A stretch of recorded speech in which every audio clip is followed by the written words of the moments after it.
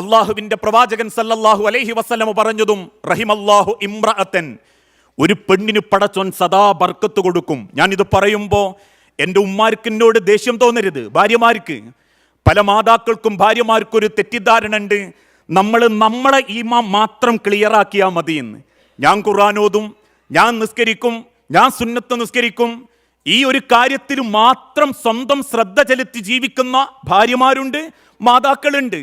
അല്ലാഹു തആല അത് മാത്രമല്ല ഉമ്മമാരെ ഏൽപ്പിച്ചിട്ടുള്ളത്, നിങ്ങളുടെ കുടുംബത്തെ അള്ളാഹുവിൻ്റെ സ്വർഗത്തിലെത്തിക്കണം, ആ കുടുംബത്തിന് ദീനുണ്ടാക്കി കൊടുക്കണം, ആ കുടുംബത്തിന് ദീനിലേക്ക് എത്തിക്കാൻ വേണ്ടി പരിശ്രമിക്കണം. റഹിമല്ലാഹു ഇംറഅത്തൻ, അള്ളാഹു ഒരു പെണ്ണിന് സദാ ബർക്കത്ത് കൊടുത്തിരിക്കുന്നു. എന്താ അവളുടെ ലക്ഷണം? നമസ്കാരത്തിന് സമയമാകുമ്പോൾ എഴുന്നേൽക്കുകയും ഉദു എടുക്കുകയും എഴുന്നേൽക്കാൻ മടിക്കുന്ന ഭർത്താവിനെ വിളിച്ചുണർത്തുകയും ചെയ്യുന്ന പെണ്ണ്. എഴുന്നേൽക്കാൻ മടി കാണിക്കുന്ന ഭർത്താവിൻ്റെ മുഖത്ത് വെള്ളം തളിച്ച് അയാളെയും കുടുംബത്തെയും നമസ്കാരത്തിലേക്ക് പങ്കുകാരാക്കാൻ, ഒരുമിച്ച് കൂട്ടാൻ വേണ്ടി പരിശ്രമിക്കുന്ന പെണ്ണിന് റഹിമല്ലാഹു ഇംറഅത്തൻ, ആ പെണ്ണിന് പടച്ച റബ്ബ് സദാ ബർക്കത്ത് കൊടുത്തിരിക്കുന്നു എന്ന് അല്ലാഹു തആല പറയുമ്പം നമ്മൾ നമസ്കരിക്കുക, നമ്മൾ ഖുർആൻ ഓതുക, നമ്മൾ അത്യാവശ്യം ദീനീ ചിട്ടയിൽ നടക്കുക എന്നത് മാത്രമല്ല അള്ളാഹു ഏൽപ്പിച്ച ഉത്തരവാദിത്വം. നമ്മളെ കുടുംബത്തെ അള്ളാഹുവിൻ്റെ സ്വർഗത്തിലെത്തിക്കാൻ വേണ്ടി ഓരോ മാതാക്കൾക്കും പരിശ്രമിക്കാനും പണിയെടുക്കാനും സാധിക്കണം.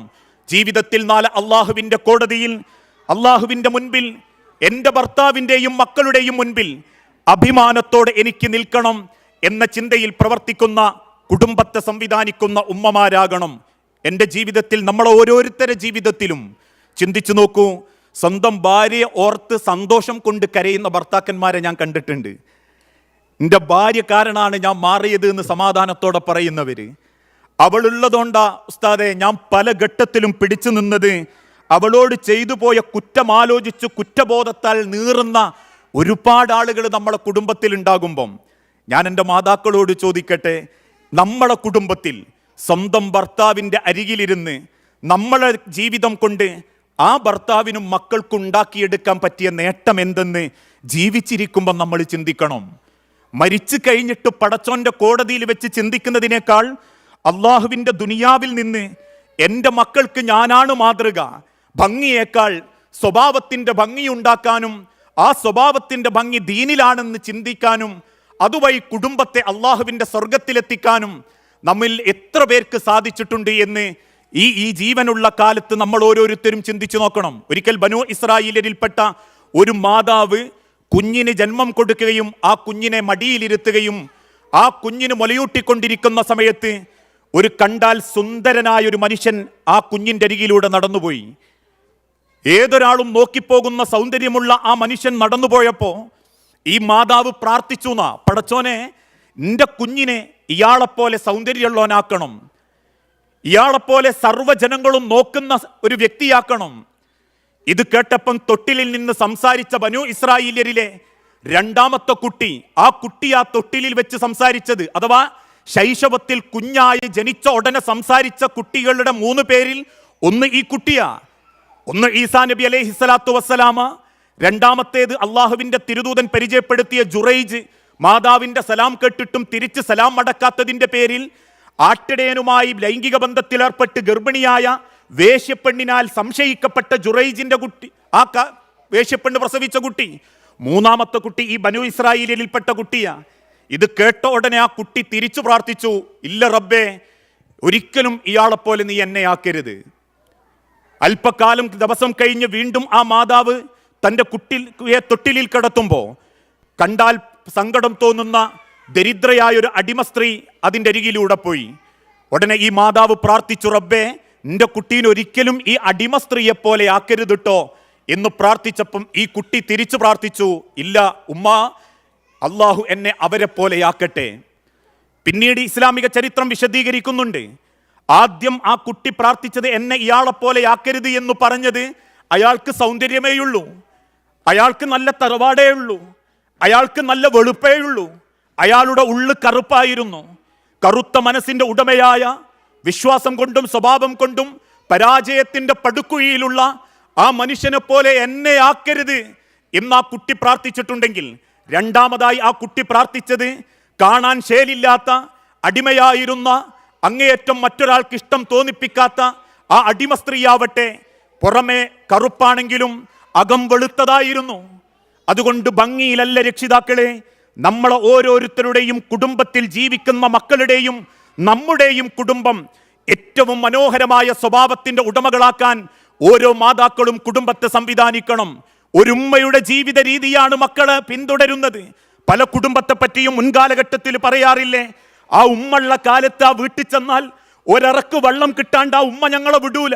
ഇന്ന് ആ വീട്ടിലേക്ക് ചെന്നാൽ ആ വീട്ടിലേക്ക് കയറി ചെല്ലാൻ പോലും തോന്നാത്ത സ്ഥിതിക്ക് ആ വീട്ടിലുള്ള ആളുകളുടെ പെരുമാറ്റം കുടുംബത്തിലെ പലരെയും സങ്കടപ്പെടുത്തുന്നുണ്ടെങ്കിൽ അള്ളാഹുവിന്റെ തിരുദൂതൻ പഠിപ്പിച്ചതുപോലെ അൽ ഉമ്മു അവ്വലുൽ മദ്രസ, നമ്മളുടെ മാതാക്കളായിരിക്കണം കുടുംബത്തിന്റെ ഒന്നാമത്തെ മദ്രസ. കുടുംബത്തെ സംവിധാനിക്കുന്നതിൽ, സ്വഭാവമുണ്ടാക്കുന്നതിൽ, പെരുമാറ്റം നന്നാക്കുന്നതിൽ, ഇസ്ലാമിക ചിട്ടകൾ കൊണ്ടുവരുന്നതിൽ, അള്ളാന്റെ ബർക്കത്തിറങ്ങുന്ന വീടാക്കി മാറ്റുന്നതിൽ, ഒരു ഭർത്താവിനോട് ഭാര്യ പെരുമാറുന്നത് പഠിപ്പിച്ചു കൊടുക്കുന്ന രീതിയിൽ അള്ളാഹുവിന്റെ ദീനിനെ കൈവിടാതെ ജീവിപ്പിക്കാൻ പരിശ്രമിപ്പിക്കുന്ന ജീവിതത്തിന്റെ മാതൃകയിൽ ഒരു മാതാവ് നെഞ്ചും വിരിച്ചു നിന്നാൽ സർവ പിന്തുണയും അള്ളാഹു നൽകുന്ന ആ വിശ്വാസമാണ് ഓരോ ഭാര്യമാരും മക്കളുടെയും ഭർത്താവിൻ്റെയും ഹൃദയത്തിൽ ഉണ്ടാക്കേണ്ടത്. ഒരു ഭർത്താവിന് അഭിമാനത്തോടെ ചിന്തിക്കാൻ പറ്റണം, ഞാനില്ലെങ്കിലും, എൻ്റെ അഭാവമുണ്ടെങ്കിലും, ഞാൻ തിരക്കിലാണെങ്കിലും എൻ്റെ ഭാര്യ അവളിൻ്റെ കുടുംബത്തെ സ്വർഗത്തിലെത്തിക്കും എന്ന് ചിന്തിക്കുന്ന ഒരു ചിന്ത ഭർത്താവിൻ്റെ മനസ്സിലുണ്ടാക്കാൻ ഒരു ഭാര്യയ്ക്ക് പറ്റിയ നാളെ പടച്ചോൻ്റെ സ്വർഗത്തിൻ്റെ 8 വാതിലുമാരെ അള്ളാഹു നിങ്ങൾക്ക് തുറന്നുതരും. അതിനേക്കാളും വലിയ എന്ത് സ്ഥാന ഈ ദുനിയാവും നമുക്ക് കൊണ്ടുപോകാനുള്ളത്? പടച്ച റബ്ബിന്റെ സ്വർഗ കവാടം തുറക്കപ്പെടാൻ അള്ളാഹുവിന്റെ തിരുദൂതൻ കൽപ്പിച്ചതാണെങ്കിൽ നമ്മുടെ ജീവിതത്തിലേക്ക് ഭർത്താവിൻ്റെയും കുടുംബത്തിൻ്റെയും റബ്ബിന്റെ മലക്കുകളുടെയും ആദരവ് വാങ്ങി അള്ളാഹുവിൻ്റെ അരികിലേക്ക് മടങ്ങിപ്പോകുന്ന ഒരു ഉത്തമയ കുടുംബത്തിലെ നാഥയാവാൻ എൻ്റെ സഹോദരിമാർക്ക്, എൻ്റെ ഉമ്മമാർക്ക് സാധിക്കേണ്ടതുണ്ട്. അതിനെന്തു വേണം? ആദ്യം നമ്മൾ നല്ലൊരു ഭാര്യയാവണം. എൻ്റെ കുടുംബത്തിന് ഇഷ്ടപ്പെടുന്ന, എൻ്റെ ഭർത്താവിന് മാത്രം ഇഷ്ടപ്പെടുന്ന ഭാര്യ എന്നല്ല. പലരും തെറ്റിദ്ധരിച്ചിട്ടുണ്ട്. ഫസ്വാലിഹാത്തു ഖാനിതാത്തുൻ, നല്ല പെണ്ണെന്നാൽ അനുസരിക്കുന്നവളാണ്. ആരെ അനുസരിക്കുന്നവളാ? ഭർത്താവ് എന്തു തോന്നിവാസവും പറയുമ്പോൾ അനുസരിക്കുന്നവൾ എന്നല്ല. ഈ ദുനിയാവിൽ പടച്ചോൻ അനുസരിക്കരുത് എന്ന് പറഞ്ഞത് പടച്ച റബ്ബിന്റെ തീരുമാനത്തിനെതിരെ പ്രവർത്തിക്കുന്നത് വാപ്പയമ്മയാണെങ്കിൽ പോലും അതനുസരിക്കാൻ പാടില്ല എന്നാ. മറിച്ച് അനുസരിക്കുന്നത് റബ്ബിനെയാവണം. എന്നെ സൃഷ്ടിച്ച എൻ്റെ റബ്ബിന്റെ തീരുമാനം ഏതാണോ ആ തീരുമാനത്തിന്റെ കൂടെ നിൽക്കണം. ലോകത്തേറ്റവും നല്ല ഭാര്യ അള്ളാഹുവിനെ ഭയപ്പെടുകയും ആണിന്റെ മനസ്സറിയുകയും ആണിന്റെ ജീവിതത്തോട് ചേർന്ന് നിന്ന് ആ കുടുംബത്തെ സ്വർഗത്തിലെത്തിക്കാൻ വേണ്ടി പരിശ്രമിക്കുകയും ചെയ്യുന്ന ഒരു ഭാര്യയാവാൻ നമുക്ക് ഓരോരുത്തർക്കും സാധിക്കേണ്ടതുണ്ട്. ഓരോ പെണ്ണിൻ്റെയും ജീവിതം, അല്ലെങ്കിൽ ഓരോ ഭാര്യമാരുടെയും ജീവിതം ഭർത്താവിൻ്റെ ഹൃദയത്തിൻ്റെ മിടിപ്പ് തന്നെയാണ്. നിങ്ങൾ ചിന്തിച്ചു നോക്കിയിട്ടുണ്ടോ? നിങ്ങൾക്കിപ്പോഴും കിട്ടുന്നൊരു ധൈര്യം നിങ്ങളെ ഭർത്താക്കന്മാർ ജീവിച്ചിരിപ്പുള്ളതുകൊണ്ടാണ്. നാളെ നേരം വെളുക്കുമ്പം ഒരു മലയാളി മരിക്കുന്നതോടുകൂടി ആ മലയാളിയായ മനുഷ്യനെപ്പറ്റി, ആണിനെപ്പറ്റി നമ്മൾ ചിന്തിക്കാറുള്ളൂ. ഈ ലോകത്തേക്ക് കടന്നു വരുമ്പം ഭാര്യൻ്റെ കൈ പിടിച്ച് ഫ്ലൈറ്റ് കയറി പ്രവാസിയായ പലരും അതേ ഭാര്യൻ്റെ മുൻപിൽ അടിഭാഗത്ത് പെട്ടിയായി നാട്ടിലേക്ക് മടങ്ങുമ്പോൾ പിന്നെ അവരെപ്പറ്റി ആരും ചിന്തിക്കാറില്ല. ഇവിടെ പോലും നിങ്ങളെ പലരും അറിയുന്നത് ഭർത്താവിൻ്റെ പേരിലാണെങ്കിൽ, ഭർത്താവിൻ്റെ ആയുസ്സാണ് നിങ്ങളെ തണലെങ്കിൽ, ആ ഭർത്താവിനെ സ്വർഗത്തിലെത്തിക്കേണ്ടത് എൻ്റെയും കൂടി ഉത്തരവാദിത്തമാണ്. എന്നെയും കുടുംബത്തെയും പരിപാലിക്കുന്ന എൻ്റെ ഭർത്താവിൻ്റെ ഹൃദയമിടിപ്പിലാണ് എൻ്റെ സ്വർഗം. ആ ഭർത്താവിൻ്റെ ഹൃദയമിടിപ്പിലാണ് എൻ്റെ പടച്ച റബ്ബിൻ്റെ അരികിലേക്കുള്ള സമാധാനത്തിലെ മടക്കം. അതെൻ്റെ സൗഭാഗ്യമാകണം എന്ന് ചിന്തിച്ച് ആ കുടുംബത്തെ സംവിധാനിക്കുന്ന നല്ലൊരു ഭാര്യയാവാൻ, നല്ലൊരു തുണയാവാൻ എൻ്റെ ഓരോ സഹോദരിമാർക്കും സാധിക്കേണ്ടതുണ്ട്.